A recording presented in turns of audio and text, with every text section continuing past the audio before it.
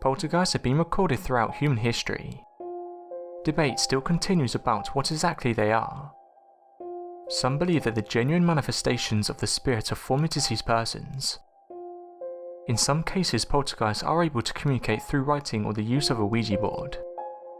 In this way, a name and identity for the poltergeist is often established, but it's often not clear whether it's the identity of a real person or a purely imaginative creation. Most experts who have been personally involved with dealing with poltergeist cases are inclined to the view that poltergeists are not objective entities at all, but are in some way external embodiments of the emotional disturbance of a particular person.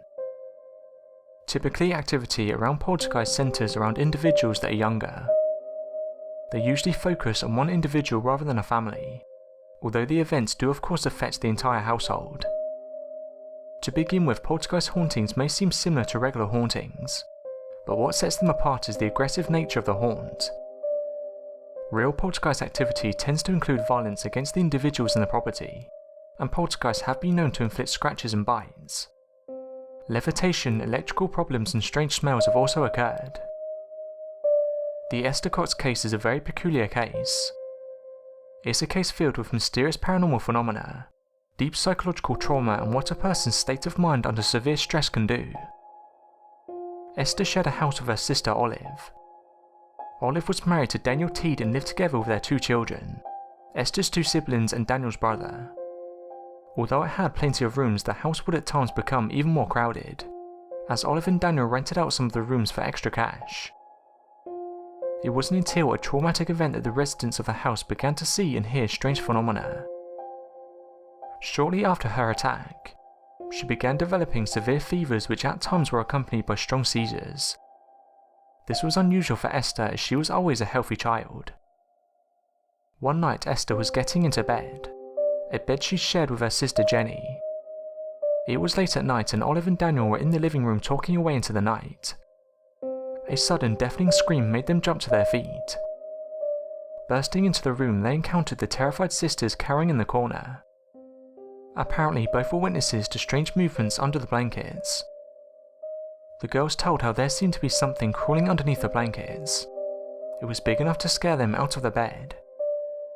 Everyone assumed that it was a mouse that was trapped in the sheets, but thorough searches revealed nothing. The same deafening scream was heard the following night. When Olive and Daniel burst into the room again, they saw an old box, which was full of strips of fabric strewn across the room. Apparently there was a strange noise emitting from the box, a loud noise which had awoken the girls. When Esther reached underneath the bed to pull out the box, it jumped by itself and landed in the middle of the room. Taken back, the girls saw the box a second time leap into the air and spilling its contents. The frightened girls were certain that something had tossed the box in the air. It was the same thing that had been making the sounds from underneath the bed. Things moved in the house by themselves, flew through the air or manifested out of nothing. Household items disappeared from one location only to reappear in another, and later fires erupted mysteriously. The hauntings would at times stop, only to start up again, but they often followed Esther wherever she went. She began to hear voices and even the entities that tormented her in various ways. They frightened her and also harmed her physically. Scientists, clergymen and other doctors investigated the hauntings.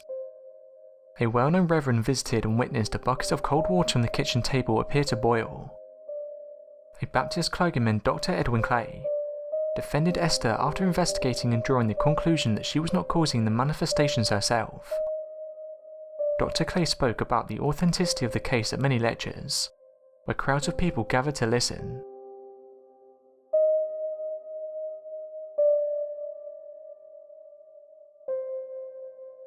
Thanks for watching and don't forget to subscribe for more videos.